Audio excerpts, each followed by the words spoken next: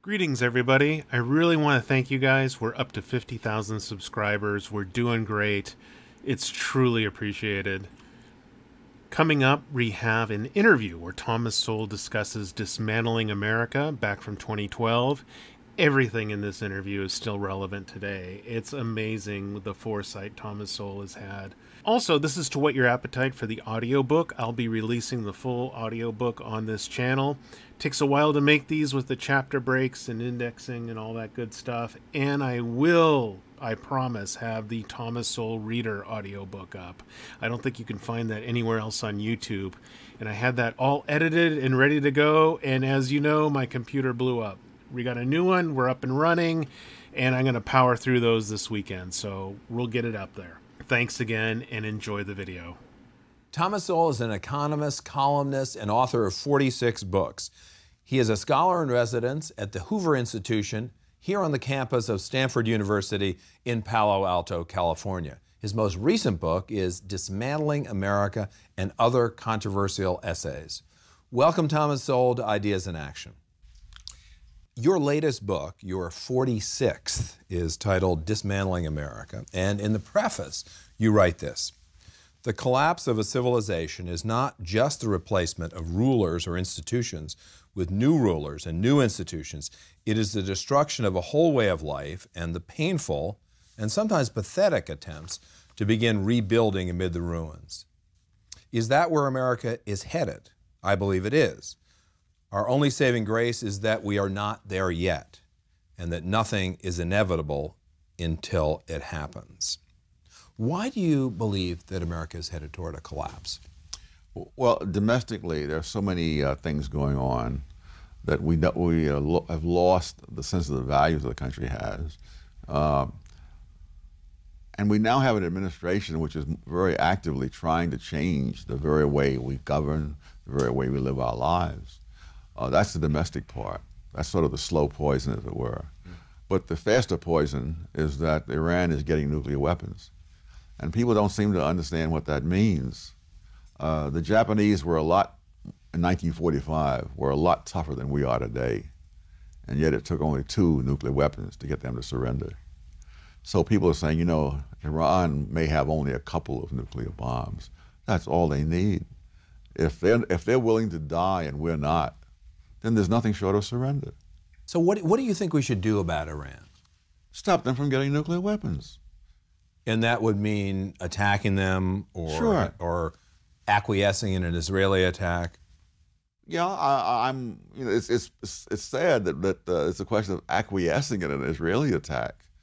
There have been indications that Saudi Arabia would be quite willing to have Israeli planes fly over there at night and bomb Iran, and then of course larger protests with the United Nations in the morning.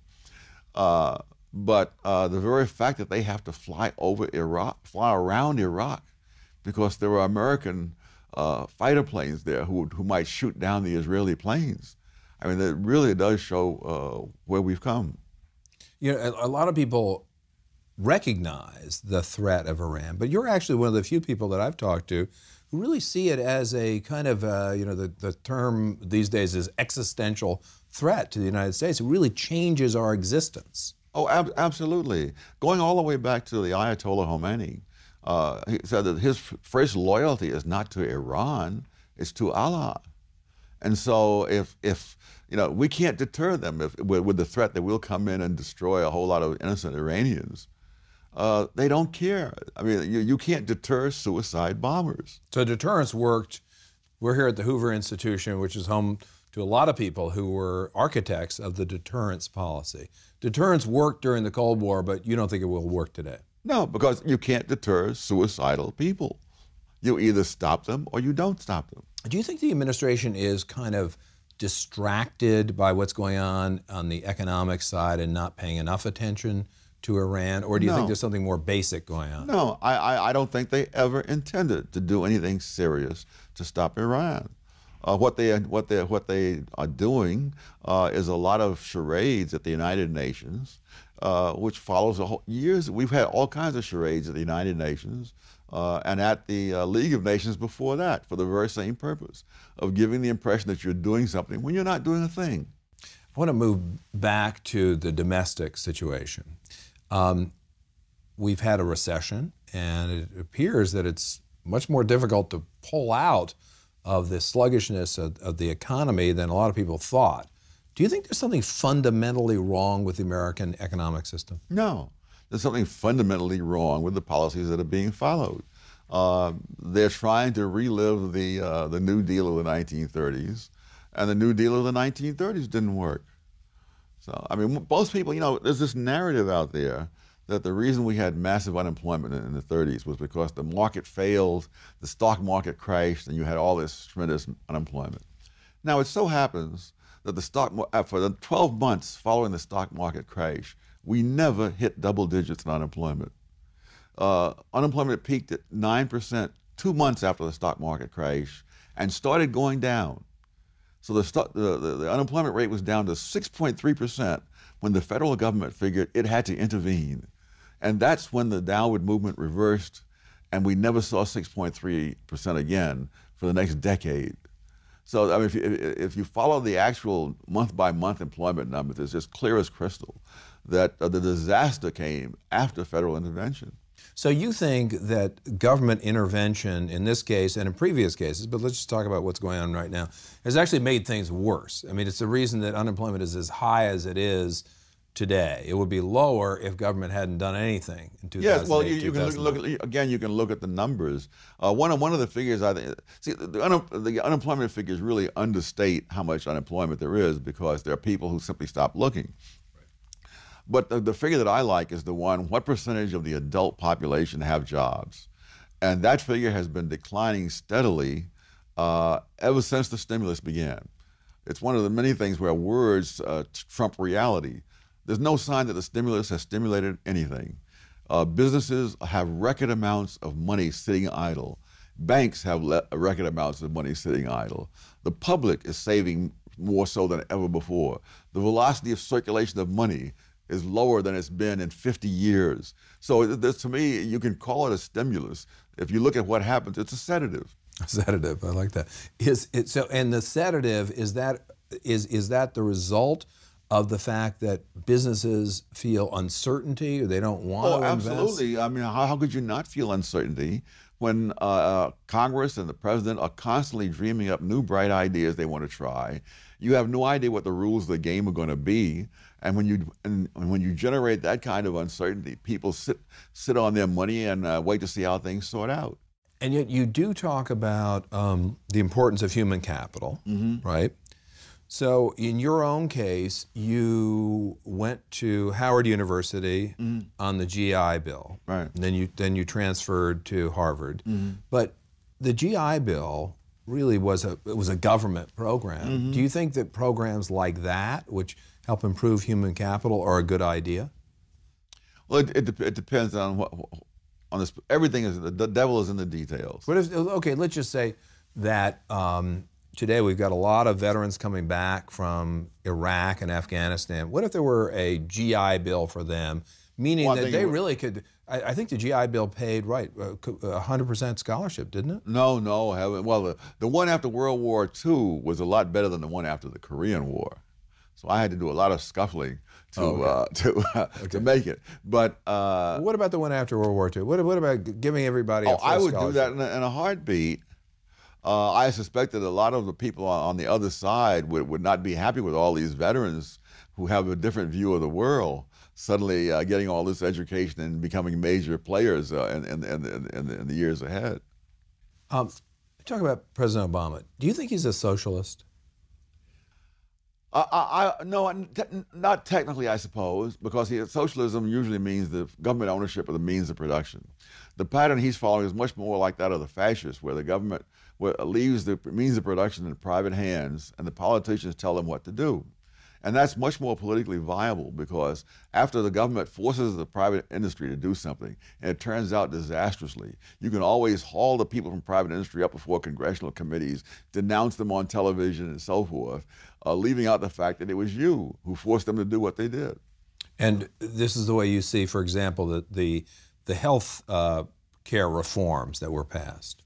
Well, I was thinking actually about the financial reforms, and particularly the housing collapse, that the people who, Barney Frank in the House, Senator Chris Dodd in the Senate, were the people who pushed for all kinds of mortgage lending standards to be reduced, making mortgage lending enormously more risky than it had ever been before. And when all of that collapsed, they then summoned all the leaders of financial institutions up before their committees and spent hours denouncing them and so forth on nationwide television. I mean, they understand that the best defense is a good offense. And so this is great political theater. It has nothing to do with reality. Well, what about the private sector, though? I mean, you know, it is true, isn't it, that there were lots of kind of risky bets that were being made with a lot of money, which was private money, certainly, but it would have a public effect. There are lots of kind of external effects. There was some of that. More often, the risk was the lenders. One of the reasons lenders don't care whether you're really a good risk is they sell the mortgage to you, and then they sell it. They make out the mortgage to you, then they sell it to Fannie Mae and Freddie Mac, and the risk now is Fannie Mae and Freddie Mac's risk. I wanted to ask a little bit more about how you see President Obama as a leader, because there were certainly very high hopes, and I think they were broadly shared about him as a leader, and yet, how do you think he's turned out? Terrible. But those hopes weren't based on anything he'd actually done. I mean, if you look at, you know, I was telling my wife about the irony of Martin Luther King's thing that you should be judged by the content of your character rather than the color of your skin. If he'd been judged by the content of his character, he would never have made it through the primaries. I wanted to hear your views on immigrants. What do you think about immigration in general in the United States? Well, I think, first of all, there's no such thing as an immigrant in general. I mean, there are some groups of immigrants who come to this country and add tremendously. There are others who come here and go on welfare. I think one of the sad things is people tend to talk about immigrants in the abstract. And there has never been a time in the history of the country when immigrants from different places were all the same. And so I think one of the things the United States has to be able to do in the long run is control the border, first of all, because if you don't control the border, it is absolutely irrelevant what your policy is, because other people will decide who gets in. This is a tough public policy question, maybe even a moral question. What do we do about illegal immigrants who are in this country, supposedly 10 million of them, who are already here? Can we change the law and kick them out, or do we give them a path to citizenship, or what do we do, or ignore them, which is what we're doing now? Well, ignoring is the most politically expedient thing to do. The question is whether or not you want to enforce the law. And if you enforce the law, I think you'll solve 90% of the problem. You know, if you're here illegally and you pay a price for that, fewer people will come, and many of those who are here now may decide that it's time to leave. You don't have to, the silly notion that you have to search out every illegal immigrant. Nobody is even suggesting that. But do you agree, for example, with what Arizona is doing where... Yes. Okay. They're enforcing the law. And it's ironic that the government has stood idly by while all kinds of cities across the country have publicly announced that they will not obey the law. And they did nothing. And now that Arizona says they're going to enforce the law, they're starting lawsuits against Arizona. So you don't think, for example, it was proposed by John McCain, and President Bush supported this, a kind of a path to citizenship? No. Where you say you got... There's always been a path to citizenship. You just don't break into the country and expect to take that path. Let me ask you another social issue that's important in California. Gay marriage. I know you don't like labels, but a lot of people consider you a libertarian. So what's wrong with a man and a man, or a woman and a woman getting married? Well, you know, we didn't allow polygamists to redefine marriage. I don't know why we should allow anybody else to redefine it. Here in California, for example, through the very, very active referendum process, do you think that voters should be able to make that determination? In other words, if the voters of California say, we say that marriage is between a man and a woman, that should stand, that this is not something for the courts to intervene on, and vice versa, by the way, if they said man and a man? Oh, yeah. I mean, I don't see anything in the Constitution that says otherwise. Let's talk about philosophy. What about liberalism? We've seen this reform for healthcare that's come about. It's been passed. You talked earlier about some of these new regulations for finance. I mean, in any sense, is there kind of new breath? Does liberalism is it gaining kind of like a second wind? Well, I'm not sure that liberalism has changed. I mean, the politics will shift from time to time, but I don't see any difference in liberalism. It wants to impose what the elite thinks on the public. Now, conversely, for conservatives, you've been critical of the Republican Party in saying that they're not promoting a particular governing philosophy. It's more like, they keep talking about numbers. The idea seems to be that the way for Republicans to win elections is to water down republicanism and be a little more like Democrats. It amazes me because if you look at the Republicans who succeeded and the ones who failed, I mean, Reagan won 2 consecutive landslides. Newt Gingrich took over the House of Representatives for the first time in 40 years. And then it's when you get the wishy-washy, I mean, Bush 41 won his election when he said, "Read my lips, no new taxes." And he lost when he started talking kinder and gentler. Do you think that there's any hope for the Republican Party? You say we're entering the most critical election Yes. in the history of the United States. Yes, because if you don't stop Obama, Reid, Pelosi by taking away some of their power in this election, I don't see how you're going to stop them at all. I think they will take us past the point of no return.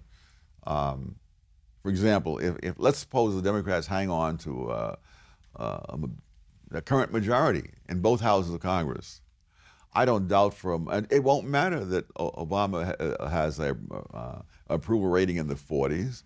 They can legalize enough illegal immigrants between now and the 2012 election that he's in for a second term. And you worry about illegal immigration for its political effects as well as its economic and social effects. That this would be that illegal immigrants represent a Democratic voting bloc. Oh yes, yes. So, could you just elaborate on a little bit when you say point of no return? What does that mean? Does that mean that is this to go back to what we were talking about originally with Iran? Is that part of it? That's part of it. That's a huge part of it, because if we don't retain our independence, then the rest of it is really secondary.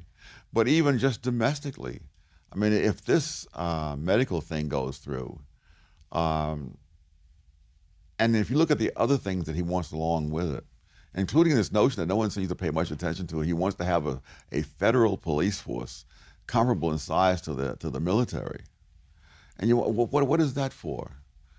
When you think of these various tendencies of people who, czars doing this and czars doing that, people we know nothing about and who don't go through confirmation.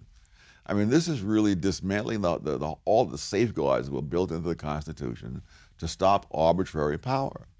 And the things that are being done now are an expansion of arbitrary power.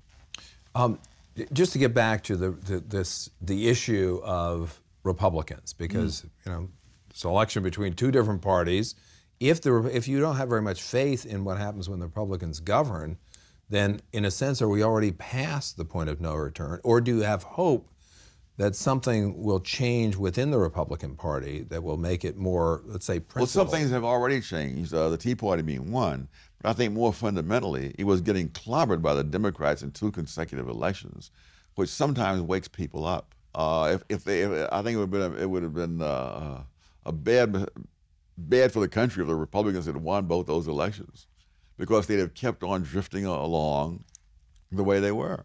I mean, Bush, in his first term, I believe he vetoed no spending bills. Eventually, it occurred to him that he might start vetoing these bills instead of just sitting there and going along to get along. I'd like to know your views on the Tea Party. You mentioned the Tea Party. What do you think of it? Well, they're very heterogeneous, so I guess it's all hard to say the Tea Party. I mean, there are a lot of different people. But I think the idea that ordinary people, and I gather people who didn't ordinarily take part in politics, for the most part, have gotten aroused and are making themselves known. And they seem to have gotten themselves aroused over specific economic issues. Obviously, it's a big tent, but they seem to be focusing on spending. Do you think that's a good place to focus? It's one of the many good places to focus. So, you know, a lot of people say the big problem is the deficit and the debt, and that if you have, yes, you should cut spending, but what about these tax cuts that expire at the end of the year? Oh my! You know, it's amazing how many things. I mean, you've heard this argument before, haven't you? I'm not making this up. I know you're not. Unfortunately, it's a lot like so many things. It gets down to semantics. When you can't just use the word taxes. There are tax rates and there are tax revenues. Now, when you cut the tax rates, that doesn't cut the tax revenues necessarily. The tax rates can go up and the tax revenues can go down. That has happened. The reverse has happened. You've cut the tax. And in the case of the Bush tax rate cuts, the tax revenues collected by the federal government are higher than they were before. The same thing happened with the Reagan tax cuts in the 1980s and the Kennedy tax cuts in the 1960s. Cutting the tax rate does not mean cutting the tax revenue. Now, if they raise the tax rates, it would not surprise me in the slightest if the federal government gets less revenue than it got before. Do you think that the Bush tax rate cuts are going to all expire and everybody's going to get higher rates? The rich supposedly will pay the taxes. But you think that's what's going to happen? Yeah. The problem with that is, again, it's semantics.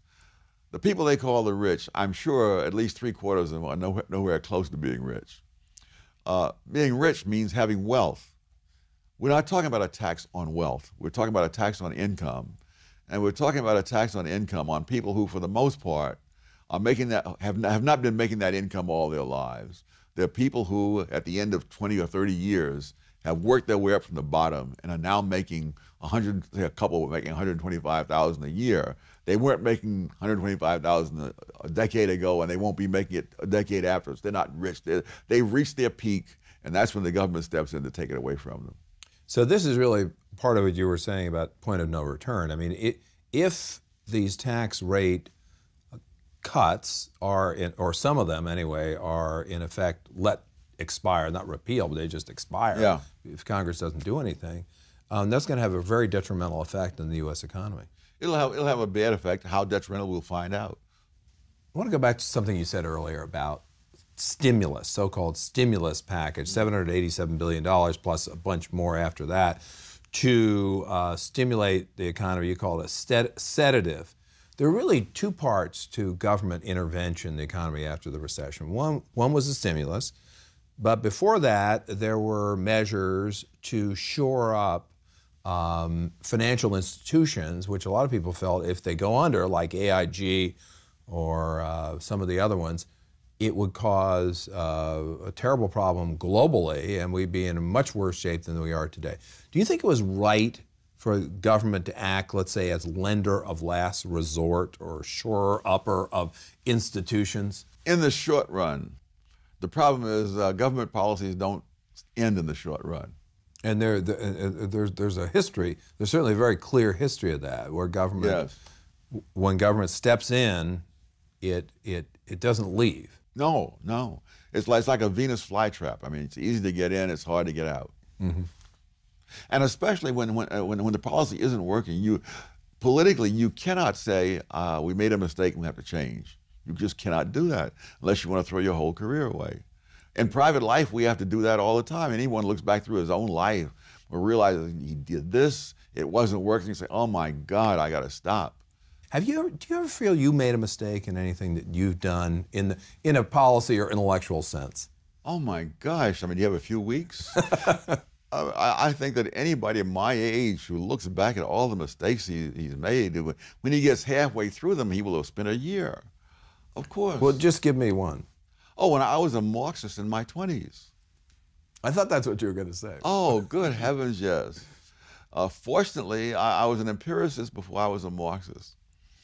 And as I began to see what things led to, and particularly when I became an intern in economics and saw the government from the inside, I mean, that's enough to turn anybody away. And so that was my turning point. That was my road to Damascus. I'm sorry, but we have to end it there, Dr. Sowell. I really appreciate your coming to Ideas in Action. Thank you very much. Thank you. I hope you enjoyed that, and in the coming days I'll be posting the full audiobook to Dismantling America. And thanks again for all these subscribers. It is amazing. Leave a comment and say 75K is the next stop. Also, a very special thank you to all the folks out there that bought me a coffee. I really appreciate it. It's so absolutely above and beyond.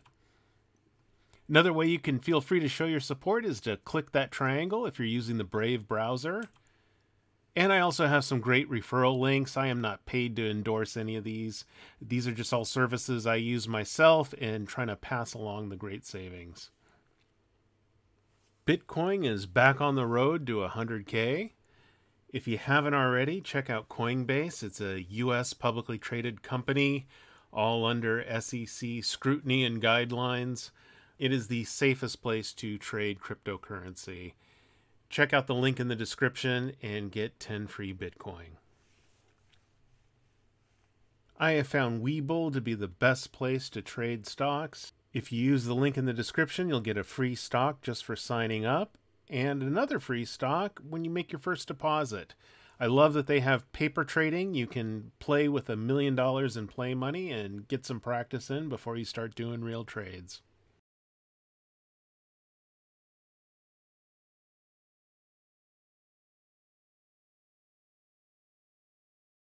If you have cryptocurrency already and you want to start earning some yield, check out the Celsius network. They have the most competitive rates, and I believe them to be the safest ones out there. You'll get $40 in free Bitcoin using the link below. If you haven't already, upgrade to the Brave browser. It is fast, safe, and secure. And you earn the ad revenue instead of the other guys. Check it out. I really enjoy using it.